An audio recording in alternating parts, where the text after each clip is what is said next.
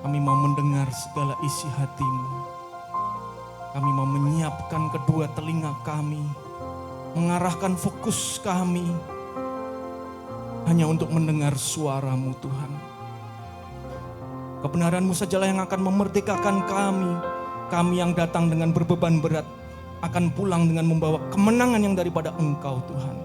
Terima kasih Tuhan Yesus, berkati jemaat-Mu yang hadir saat ini. Dan kami siap untuk menyambut firman-Mu di dalam nama Tuhan Yesus Kristus. Yang percaya katakan amin. Silakan duduk Bapak Ibu, saudara-saudari sekalian.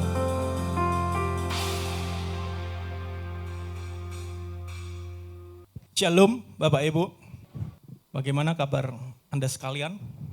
Hari ini kita akan belajar sebuah tema baru, yaitu tuning in, yang artinya adalah bukan hanya saja kita mendengar firman Tuhan, ya, tetapi kita juga harus menyelaraskan dengan kehendak Tuhan, mentuning setiap perbuatan kita sesuai selaras dengan kehendak Tuhan. Ya, hari-hari ini banyak yang saudara-saudari kita mengalami pergumulan berat, baik di pekerjaan, usahanya, ataupun hubungan keluarga. Ya, seringkali ketika kita mengalami pergumulan, kita hanya meminta Tuhan mendengar segala keluhan kita dari doa kita. Amin. Benar ya? Tetapi pernahkah kita diam sejenak untuk mendengarkan suara Tuhan? Ya, hari ini kita akan belajar, ya, melanjutkan dari khotbah seri Samuel. Ya, kita akan melangkah maju agak cepat sedikit dalam Samuel 3, 1 Samuel 3, ya. Tetapi kita kenapa skip di 1 Samuel 2,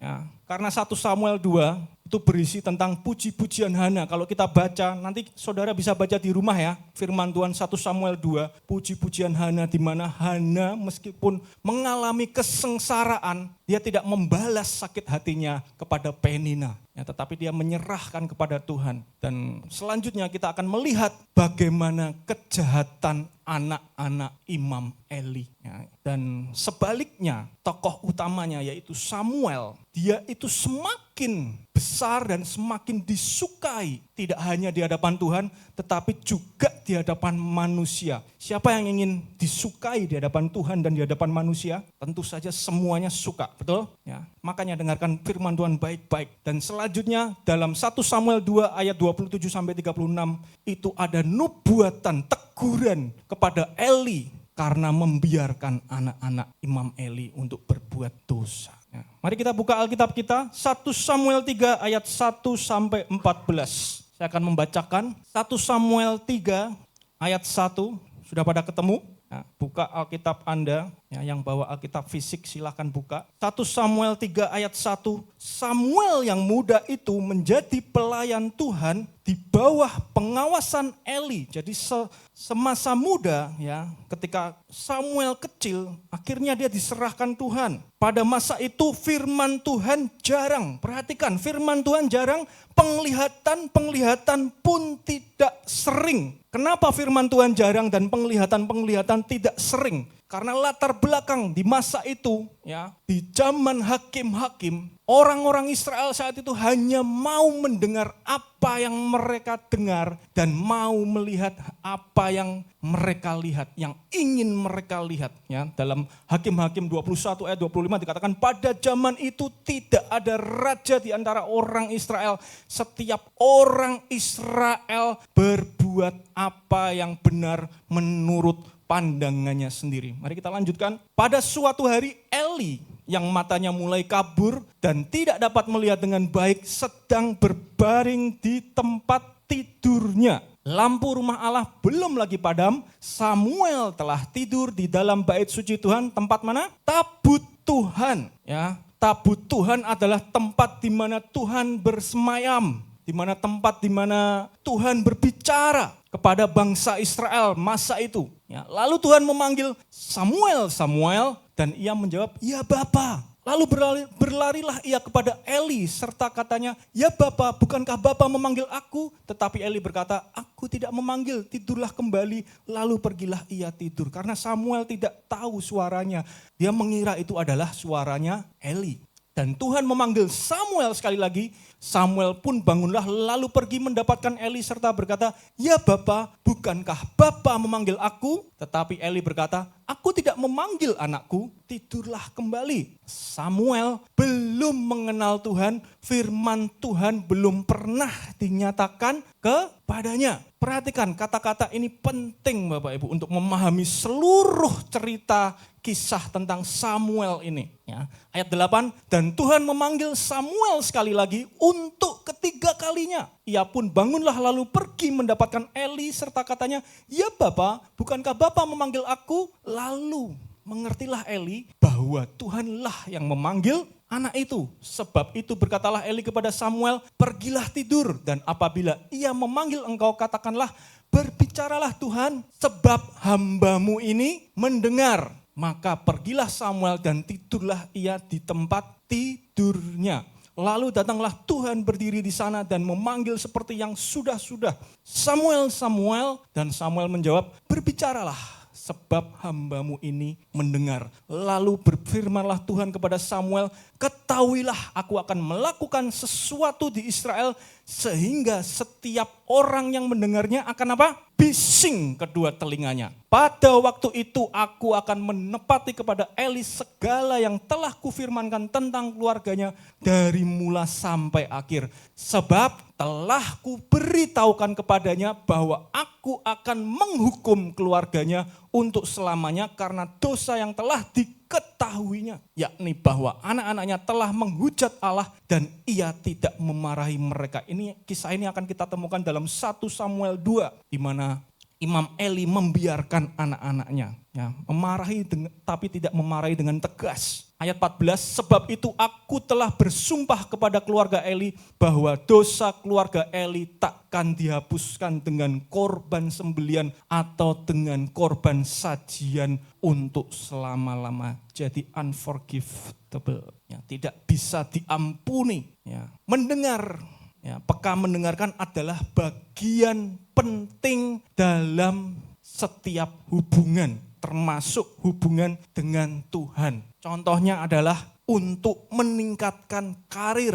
Ketika kita bekerja, ya, di tempat kerja, bila kita mendengarkan setiap perintah dan kita dapat melaksanakan perintah itu dengan baik, itu akan mempengaruhi karir kita. Ya. Kita akan memperoleh kepercayaan yang lebih besar, sehingga itu akan memajukan karir kita. Betul?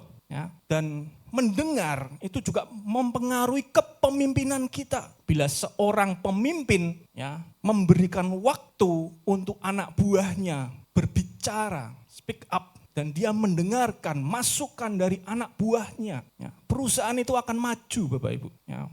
Ketika ada sebuah perusahaan yang mendengarkan masukan dari karyawannya supaya perusahaan ini maju, tentu perusahaan itu akan maju. Ya, tentu akan ada kepuasan kerja, ya, karena pegawai didengarkan oleh bosnya, ya, menciptakan rasa kebersamaan, betul? Ya, dan meningkatkan hubungan. Ya, mendengar ini juga bisa meningkatkan hubungan. Ya, kalau kita punya pasangan hidup, ya, yang suami istri, ketika seorang suami bisa dengan sabar mendengarkan seorang istri berbicara dan seorang istri bisa mendengarkan suami berbicara, bukankah mudah kata sepakat ditemukan dalam suami istri ini? Amin? Betul enggak? Ya, tetapi ketika seorang suami tidak mendengarkan istrinya berbicara, hanya setengah saja mendengarkan, fokusnya yang lain hanya di handphone, ya, mungkin scroll TikTok atau lihat topet,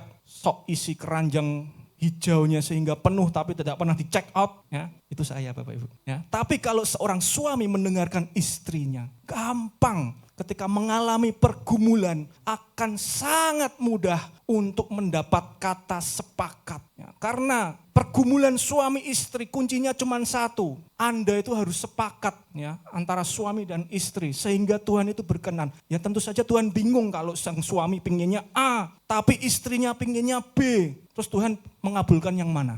Betul ya? Betul apa betul? Harus sepakat. Apapun pergumulan Anda, harus ada kesepakatan dalam sebuah keluarga. Ya, dalam hubungan anak, ya, sosial, sebagai orang tua, kalau kita mendengarkan anak kita berbicara, akan timbul kedekatan, betul? Ya, anak akan mudah dikendalikan, ya, karena merasa orang tuanya mendengarkan, sehingga ketika orang tua berbicara menyuruh anak itu melarang sesuatu atau menyuruh sesuatu, memberi perintah, anak itu akan mudah untuk taat. Makanya penting hari ini kita belajar tentang mendengar. Ya. Ernest Hemingway ya, mengatakan when people talk, listen completely. Most people never listen. Ada perbedaan antara hear dengan listen. Ya. Kalau kita cuman mendengar, ya hear, itu biasa saja. Ya. Kadang kita tidak memahami apa yang dikatakan lawan bicara kita. Tetapi ketika kita listen, kita menyimak seperti Anda sedang duduk menyimak kebenaran firman Tuhan, maka Anda akan mengerti firman Tuhan dengan completely. Jadi perhatikan hari ini, jangan buka handphone Anda, ya, arahkan fokus kita, pendengaran kita kepada firman Tuhan. Karena yang rugi adalah Anda sendiri. Ketika firman Tuhan ini hanya Anda dengarkan sebagian, Anda akan pulang tidak keluar dengan kemenangan, biasa-biasa hidupnya. Ya. Mendengar menjadi bagian penting dari kehidupan, tetapi yang lebih penting adalah siapa yang kita dengar. Banyak orang akhir-akhir ini banyak mendengar suara pekak dari sekitarnya. Mungkin ketika kita berjalan-jalan di mall, ya, kita mendengarkan salesnya berbicara, ada diskon, mari kemari. Terus kita maju beberapa meter, kita mendengar ada suara pertengkaran suami istri. Kita maju lagi jalan-jalan, kita mendengarkan banyak sekali ya, mungkin musik dari arcade dingdong dan sebagainya. Lebih penting adalah siapa yang kita dengar. Betul? Ya. Setiap hari ada sesuatu atau seseorang yang berbicara dan menuntut untuk didengarkan. Ya. Dunia ini penuh dengan suara. Ya. Tetapi pertanyaan penting adalah pada siapa telinga kita ini diarahkan. Telinga kita ini ada dua, betul? Kanan kiri, siapa yang telinganya cuma satu? Dua semua kan? Lengkap? Ya. Coba Anda pejamkan mata saudara. Pejamkan, jangan lihat saya. Ya, betul. Lebih penting adalah siapa yang kita dengar. Telinga kita ini didesain oleh Tuhan untuk mendengarkan dari arah mana suaranya itu berasal, betul? Ya, perhatikan ya. Seringkali pertanyaannya bukanlah apakah Tuhan berbicara, tetapi apakah kita punya waktu diam untuk mendengarkan. Di depan ini adalah sebuah iglo. Ya. Di kutub sana tidak butuh yang namanya kulkas, Bapak Ibu. Ya, ketika mereka membutuhkan tempat penyimpanan, storage untuk buruan mereka akan membangun sebuah storage dari es dan menutup rapat sehingga daging buruannya itu akan awet. Tidak butuh kulkas, jangan jualan kulkas di kutub utara sana ya Bapak Ibu ya, tidak laku. Dan ketika mereka menyimpan barangnya ya, ada sebuah kisah di mana ketika mereka membangun ya, ada sebuah tukang yang membangun, ternyata tukang tersebut kehilangan jam tangannya. Dia mulai kebingungan, mencari kemana, ke sana, kemari, di mana ini jamku ini kok hilang. Tiba-tiba datanglah seorang anak kecil yang masuk ke ruangan itu dan mulai menutup pintu itu. Dan dia diam sejenak. Tukang ini masih kebingungan, mana sih jamku ini? Jam mahal ini, mereknya Samsung ini, Galaxy Watch 6 ini. Apa? Oh, kalau smartwatch tidak ada suaranya. Jangan bayangkan smartwatch. Ya, mereka bingung. Tukang ini bingung, cari ke sana kemari. Dan pada akhirnya tiba-tiba anak ini menemukan jam tersebut. Ternyata ya, ketika pintu itu ditutup, suara detak jamnya itu mulai terdengar. Tukang itu bertanya kepada anak ini, kok bisa kamu menemukannya? Karena aku dalam keheningan ya, mencoba mendengarkan suara detak jam tersebut sehingga aku bisa menemukan jam tersebut. Itu sama halnya dengan kita. Ya, kita mungkin ketika dalam pergumulan, masalah, ya, seringkali kita memaksa Tuhan untuk berbicara kepada kita. Mungkin kita ingin mendengarkan suara Tuhan. Maksudnya Tuhan itu apa? Ya, tetapi kita tidak punya waktu diam untuk mendengarkan Tuhan. Ya, dengan kata lain, mendengarkan adalah menunggu. Mungkin saat itu Tuhan tidak menjawab doa kita langsung. Ya, masalah-masalah kita mungkin tidak akan dijawab Tuhan hari itu. Ternyata kita ini harus menunggu sebentar supaya kita bisa fokus kepada Tuhan dan mendengarkan apa yang menjadi kehendak-Nya dalam kehidupan kita. Dan kunci mendengar itu bukan hanya dengan telinga, tetapi dengan hati kita. Kalau kita baca kisah ini Bapak Ibu, Tuhan ketika menghukum seseorang atau seorang bangsa, Dia tidak langsung menghukum, tetapi memberikan peringatan terlebih dahulu.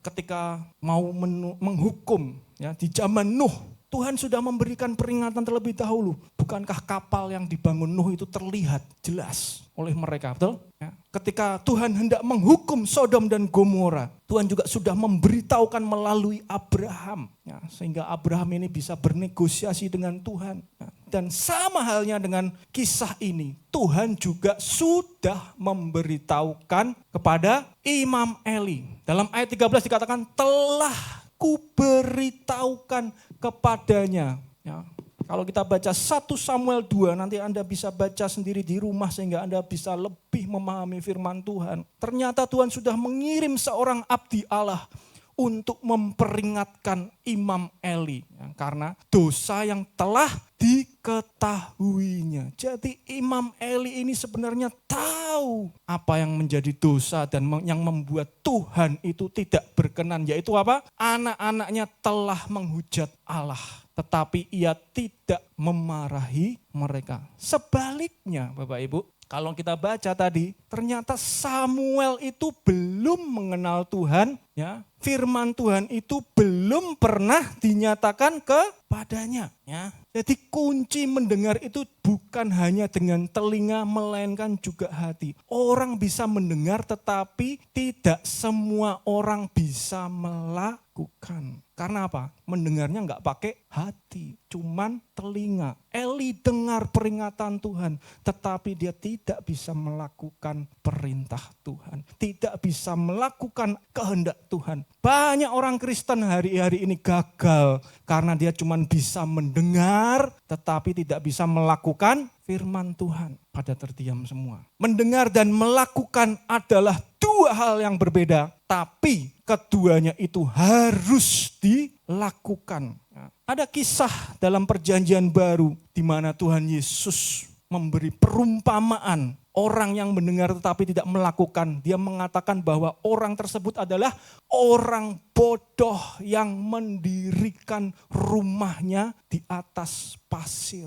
Percuma, ya, rumah yang didirikan di atas pasir akan roboh dengan mudah. Mungkin hari-hari ini kita rutin ke gereja mendengar firman Tuhan, tetapi kalau kita tidak melakukan setiap kehendak Tuhan, percuma. Coba cek motivasi kita ke gereja hari ini. Karena apa? Karena rutinitas kita. Benarkah kita datang ke gereja itu untuk benar-benar mendengar suara Tuhan dan melakukan kehendaknya? Tidak mudah, karena melakukan firman Tuhan itu tidak mudah. Dalam Yakobus 1 ayat 22-25, di sana dikatakan mendengar tapi tidak melakukan sama dengan apa? Menipu diri sendiri. Ya. Dan bagian terbaik untuk mendengar adalah mendekat kepada sumber suara. Samuel tadi kita ketahui bahwa dia tidurnya di dekat tabut Tuhan, di mana Tuhan berhadirat dan berbicara kepada orang Israel. Jadi zaman dulu bangsa Israel itu beribadah, mereka membangun yang namanya kemah pertemuan. Bentuknya kotak persegi panjang seperti ini, ada pintu masuknya, dibagi menjadi 3 bagian. Ya. Bagian pertama begitu masuk itu ada pelataran, ya. Bagian kedua ada sebuah tenda yang dibagi 2 lagi, ada ruang kudus dan ruang maha kudus. Ya.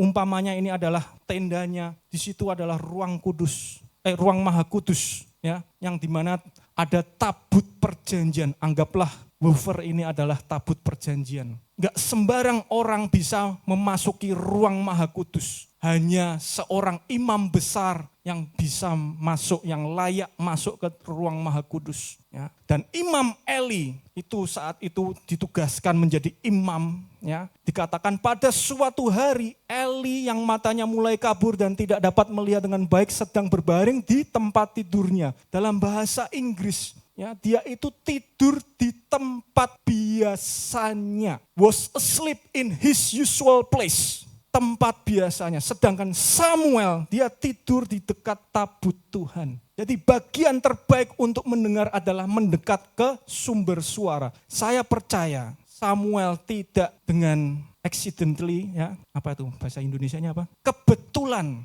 dia tidur di tempat tabut Tuhan. Ada sebuah rencana Allah, ya. Bukankah kita juga bisa melihat dalam perjanjian baru, dalam kisah di mana ada kedua saudara, Marta dan Maria. Marta itu sibuk, ya, ketika Tuhan Yesus datang. Marta sibuk melayani ke sana kemari dan dia komplain kepada Tuhan Yesus. Ya, Tuhan, tidakkah engkau peduli bahwa saudaraku membiarkan aku melayani seorang diri, suruhlah yang membantu aku. Tetapi Tuhan menjawab, Marta, Marta, engkau khawatir dan menyusahkan diri dengan banyak perkara. Tetapi hanya satu saja yang perlu, Maria telah memilih apa? Bagian yang terbaik yang tidak akan diambil daripadanya. Jadi bagian terbaik untuk mendengar adalah mendekat kepada sumber suara.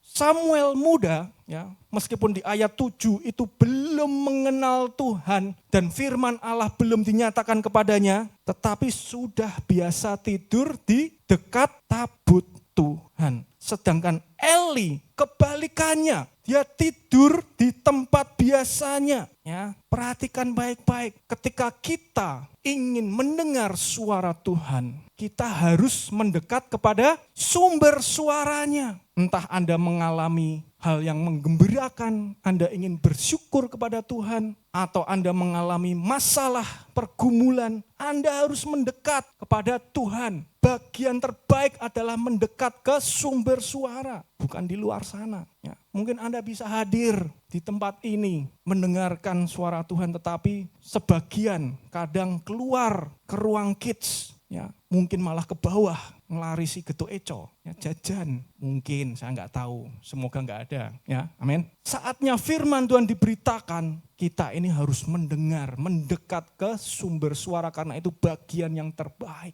Ya. Dan saya percaya ada andil orang tua, ya, untuk membawa Samuel ini dekat kepada Tuhan. Jadi di kisah ini kita bisa belajar untuk menjadi orang tua yang mendorong anak untuk dekat kepada Tuhan sedini mungkin. Samuel ketika itu umurnya saya yakin masih di bawah 5 tahun mungkin. Tetapi dia sudah dibawa ke rumah Tuhan. Ya. Dikatakan dalam 1 Samuel 2 ayat 18, adapun Samuel menjadi pelayan di hadapan Tuhan. Ia masih anak-anak yang tubuhnya berlilitkan baju efod dari kain lenan. Dan di ayat 19, setiap tahun ibunya membuatkan dia jubah kecil dan membawa jubah itu kepadanya apabila ia bersama-sama suaminya pergi mempersembahkan korban sembelihan tahunan. Jadi meskipun Samuel muda ini belum mengenal Tuhan, ya, mungkin anak-anak ini tidak begitu mengerti apa yang saya katakan saat ini. Ya, tetapi orang tuanya yaitu Hana sudah mempersiapkan Samuel, ya, dengan membuatkan baju efod. Baju efod adalah baju seorang imam, ya. Yang bisa memakai baju efod hanya seorang imam. Jadilah orang tua yang mendorong anak untuk dekat dengan Tuhan sedini mungkin. Enggak apa-apa ketika anak-anak Anda bawa, mungkin anak-anak Anda masih belum bisa diatur. Ya, enggak masalah, bawalah dekat dengan Tuhan. Amin. Nanti suatu saat dia akan seperti Samuel yang bisa mendengarkan suara Tuhan, mengenal Tuhan. Oke, sampai di sini pembahasan tentang Samuel kecil. Ya. Di ayat 1 tadi kita membaca bahwa pada masa itu firman Tuhan jarang, penglihatan pun tidak sering. Tetapi kalau kita baca 1 Samuel 3 ayat 19, kita baca kelanjutan kisahnya, maka di sana dikatakan dan Samuel makin besar dan Tuhan menyertai dia. Dan tidak ada satu pun dari firman-Nya itu yang dibiarkannya apa? Gugur. Jadi kalau kita ingin kuasa firman Tuhan itu bekerja dan tidak pernah gugur atau gagal dalam hidup kita, belajarlah dari pasal 3 ini Bapak Ibu. Banyak orang Kristen ini datang ke gereja, motivasinya itu enggak murni. Mungkin hanya rutinitas biasa, mungkin hanya cari teman, mungkin cari jodoh, mungkin cari nasabah. Ya, siapa yang butuh nasabah? Mungkin cari klien. Bu notaris enggak pernah cari klien di sini. Ya, notaris yang klien yang datang sendiri ke tempatnya. Amin. Pak Andreas cari pelanggan di gereja? Enggak kan? Motivasi kita harus murni ketika kita duduk diam mendengarkan suara Tuhan. Ya. Belajarlah dari pasal 3 ini. Tuhan itu seperti hendak membandingkan Imam Eli dan Samuel. Kalau kita jeli melihat firman Tuhan ini. Ya. Mungkin sekian lama kita mengikut Tuhan, mendengar firman Tuhan, namun sepertinya Tuhan itu tidak menjawab pergumulan kita. Ya. Sepertinya Tuhan tidak mendengar keluh kesah kita, penderitaan kita. Ya. Bahkan kita mengalami kegagalan demi kegagalan. Ya. Semua usaha kita nggak ada yang berhasil. Ya. Sekian lama kita mengikut Tuhan, tetapi rasanya kok ada saja ya masalah. Mana ini kemenangan yang Tuhan janjikan. Ya. Kita sudah tahu ayat sakti yang kita percaya dengan iman, Roma 8 ayat 28. Siapa yang hafal? Jadi aku tahu sekarang apa? Bahwa Tuhan turut bekerja dalam segala hal untuk mendatangkan kebaikan. Ya, kita percaya masalah yang kita alami itu akan mendewasakan kita. Tetapi kok ada masalah lagi Tuhan? Kok ada masalah lagi? Kalau ingin kuasa firman Tuhan bekerja dan tidak pernah gagal dalam hidup Anda, kita harus belajar 1 Samuel 3 ini. Ya. Pada masa itu firman Tuhan, penglihatan pun tidak sering. Ya. Dan kita bisa lihat hasil akhirnya dari Samuel dan Imam Eli. Ujungnya adalah ya Imam Eli ini ujungnya sesungguhnya akan datang waktunya bahwa aku akan mematahkan tangan kekuatanmu dan tangan kekuatan kaummu, maka engkau akan memandang dengan mata bermusuhan kepada segala kebaikan yang akan kulakukan kepada Israel. Jadi mungkin ada sebagian kita yang datang ke gereja melihat kanan kiri kita mengalami kebaikan Tuhan dan kita merasakan dongkol. Ya, merasakan jengkel, kok Tuhan menjawab pergumulannya, kok aku tidak. Kuncinya ini Bapak Ibu, mendengar dengan peka. Dan Samuel itu hasil akhirnya, ya, dia menjadi seorang imam yang berlaku sesuai dengan hati Tuhan dan kehendak Tuhan, jiwa Tuhan. Berapa banyak orang Kristen yang datang ke gereja hanya bisa mendengar tetapi tidak tahu isi hati Tuhan, tidak tahu kehendak Tuhan, tidak mau mendengarkan Tuhan dengan hatinya sehingga gagal melakukan firman Tuhan. Kalau ingin kuasa Tuhan, firman itu bekerja dan tidak pernah gagal dalam hidup Anda, perhatikan baik-baik. Yang pertama, kita harus pertajam telinga kita untuk mendengar firman Tuhan. Ya, dalam ayat 11, 1 Samuel 3 ayat 11, lalu berfirmanlah Tuhan kepada Samuel, ketahuilah aku akan melakukan sesuatu di Israel sehingga setiap orang yang mendengarkan akan apa? Bising kedua telinganya. Pernah cuci tangan di wastafel? Pernah? Jangan jorok lah Bapak Ibu. Kalau habis melakukan sesuatu yang kotor gak pernah cuci tangan. Pernah cuci tangan? Ketika keran itu dibuka dan ada seseorang yang mengajak ngobrol kita. Kira-kira kita bisa mendengarkan dengan jelas enggak suara mereka? Enggak ya. Kita akan mendengarkan lebih banyak mendengar suara air keran yang mengucur deras dari keran tersebut. Betul? Ya. Dikatakan akan bising kedua telinganya. Ya. Kita akan kesulitan, lebih sulit lagi untuk mendengar suara Tuhan. Ayat 1 sudah diperingatkan ya.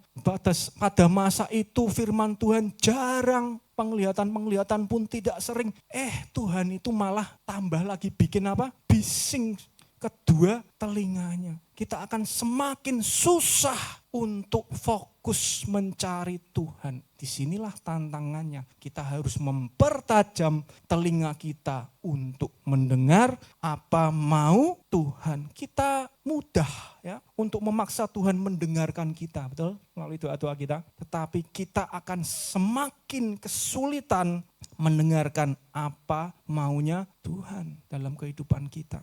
Jadi nggak heran ketika kita mengalami pergumulan, kita susah keluar dari pergumulan tersebut. Justru malah semakin rasanya itu bising. Ya, harusnya kita semakin mempertajam telinga kita untuk mendengar firman Tuhan. Amin. Yang kedua, ya, kita harus belajar membedakan suara Tuhan dengan suara keinginan kita. Kalau kita baca ayat 18, disitulah kita akan tahu bahwa Imam Eli baru mengerti bahwa Tuhanlah yang memanggil Samuel. Kadang panggilan Tuhan itu tidak enak untuk daging kita, ya, selalu bertentangan dengan keinginan kita, ya. Mungkin saat bisnis kita sedang nanjak, tiba-tiba Tuhan panggil untuk kita terjun dalam pelayanan, ya. Ketika saat pacaran sedang jatuh cinta berat, ya, punya keras, jatuh cinta rasanya tidak ingin pisah, tapi Tuhan peringatkan jangan jadi pasangan yang tidak seimbang, putus. Susah rasanya. Ya. Ketika sedang mengumpulkan uang untuk membangun masa depan yang lebih baik, tiba-tiba Tuhan ingatkan untuk memberi, untuk pelayanan. Susah, ya baru kekumpul sedemikian, Tuhan tanam dalam hati kita untuk memberi persembahan. Malah Tuhan ngomong berikan semuanya. Pernah ngalami hal itu? Saya pernah Bapak Ibu. Hasil pertama saya membuka toko. Ya, ketika saya datang ke gereja, Tuhan itu nyuruh saya untuk memberi semuanya. Bayangkan modal loh itu. Tanya istri saya kalau nggak percaya. Tapi ketika kita taat, hasilnya luar biasa. Ya, dari satu toko saya menjadi punya 3 toko.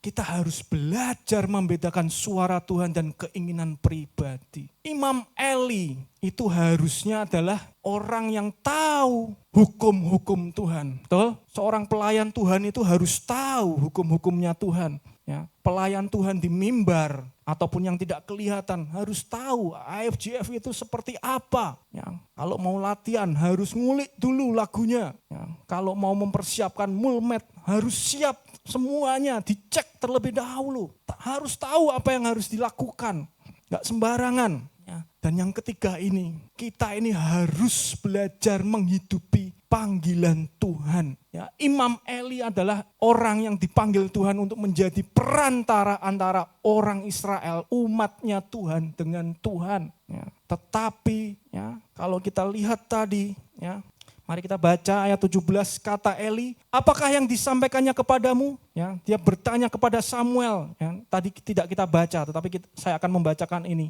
Dia berkata kepada Samuel, janganlah kau sembunyikan kepadaku. Kiranya beginilah Allah menghukum engkau, bahkan lebih lagi daripada itu jika engkau menyembunyikan sepatah kata pun kepadaku dari apa yang disampaikannya kepadamu itu. Lalu Samuel memberitahukan semuanya itu kepadanya dengan tidak menyembunyikan sesuatu pun. Kemudian Eli berkata, dia Tuhan biarlah diperbuatnya apa yang dipandangnya baik. Ya. Tuhan memanggil Samuel untuk menjadi nabi. Tetapi di pasal ini sebenarnya Tuhan sedang memakai Samuel untuk mengingatkan panggilan Eli. Paham gak? Ya? Jadi hari ini mari kita belajar untuk menghidupi panggilan Tuhan. Saya nggak tahu panggilan Tuhan terhadap diri saudara itu apa. Mungkin ada yang dipanggil untuk menjadi pemain musik. Ya. Mungkin ada yang dipanggil untuk menjadi pengkhotbah di depan. Singer, WL,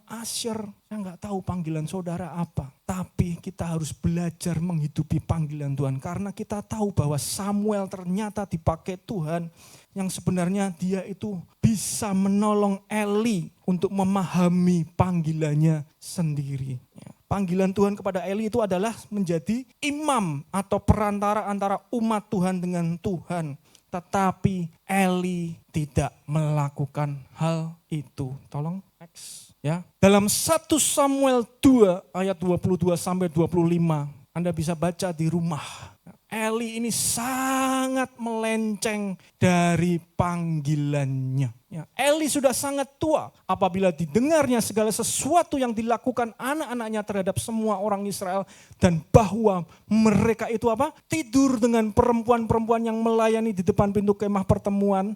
Berkatalah ia kepada mereka, mengapa kamu melakukan hal-hal yang begitu sehingga ku dengar dari segenap bangsa ini tentang perbuatan-perbuatanmu yang jahat itu? Janganlah begitu anak-anakku, bukan kabar baik yang ku dengar itu bahwa kamu menyebabkan umat Tuhan melakukan pelanggaran. Dia tahu sebenarnya bahwa apa yang dilakukan anak-anaknya itu sebuah pelanggaran, tetapi dia menormalisasi dosa.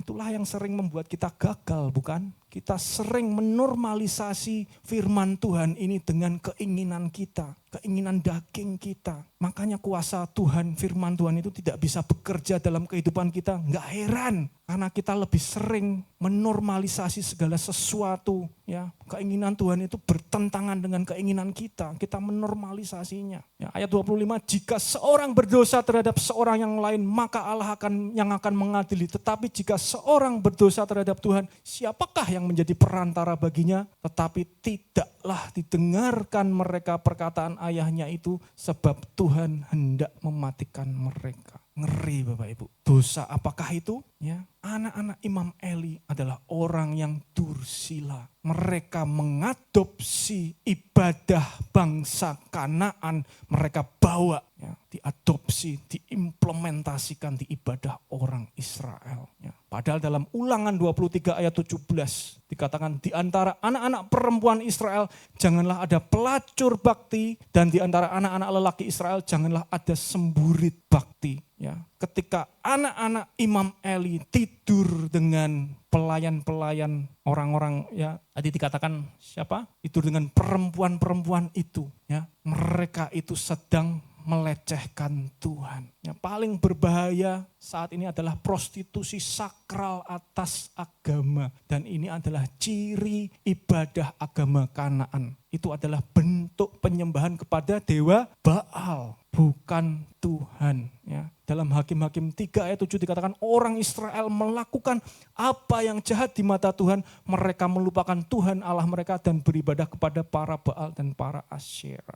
Imam Eli tahu, nah, panggilannya itu menjadi perantara, menjadi imam, tetapi anaknya ini tidak bisa dikasih tahu dan dia membiarkan. Mungkin hanya sekali dikasih tahu. Anak biasanya nggak bisa dikasih tahu itu karena apa? Karena kita sebagai orang tua tidak pernah mendengarkan mereka. Kedekatan, ya, orang tua terhadap anak mendengar itu adalah kunci ketaatan mereka. Jadi kalau jadi orang tua harus banyak-banyak mendengar cerita anak. Nggak perlu parenting project, tapi jangan ya. Hari ini ada parenting project. Datang Bapak Ibu. Ya, kunci orang tua itu mudah sebenarnya, mendengarkan anak.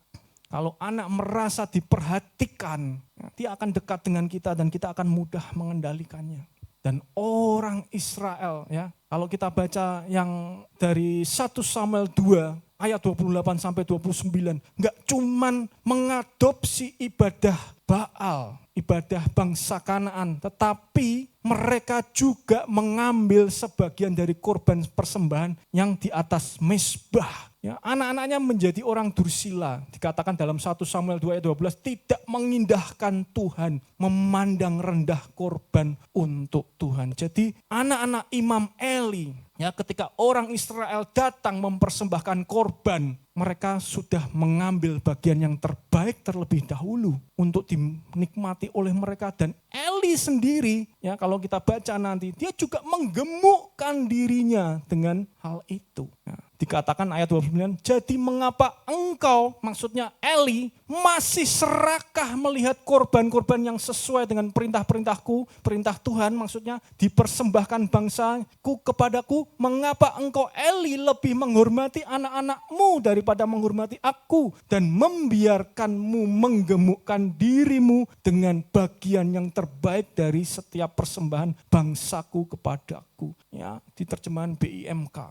Sebenarnya apa yang dipersembahkan bangsa Israel kepada Tuhan, memang sebagian itu nantinya akan dinikmati oleh keturunan dari Lewi. Dalam hal ini adalah Eli dan keluarganya. Tetapi mereka malah mengambil bagian yang baik terlebih dahulu untuk mereka nikmati terlebih dahulu. Jadi kalau kita ingin kuasa firman Tuhan itu bekerja bekerja dan tidak pernah gagal dalam hidup kita, yang pertama kita harus melakukan apa? Pertajam telinga kita. Karena Tuhan akan semakin membuat kita susah, sulit untuk mendengar kehendak-Nya. Akan bising kedua telinga kita. Kita harus belajar untuk membedakan suara Tuhan, mana yang suara Tuhan, mana yang keinginan pribadi kita. Dan seringkali keinginan pribadi kita itu lebih kita utamakan daripada suara Tuhan. Makanya banyak orang Kristen itu gagal meskipun sudah tahu firman Tuhan. Ya. Dan yang terakhir kita harus belajar untuk menghidupi panggilan kita. Tuhan Yesus memberkati. Hari-hari ini mungkin ada yang merasa gagal ketika mengalami pergumulan. Mari kita introspeksi diri kita. Bagian manakah dari diri kita yang gagal? Di area mana? Telinga kitakah? Kita tidak pernah belajar untuk mempertajam telinga kita untuk mendengar. Atau di area hati kita, kita tidak bisa melakukan firman Tuhan. Kita hanya bisa melakukan apa yang ingin kita lakukan, apa yang ingin kita dengar, apa yang ingin kita lihat sama seperti bangsa Israel. Atau area panggilan kita. Mari bangkit berdiri Bapak Ibu.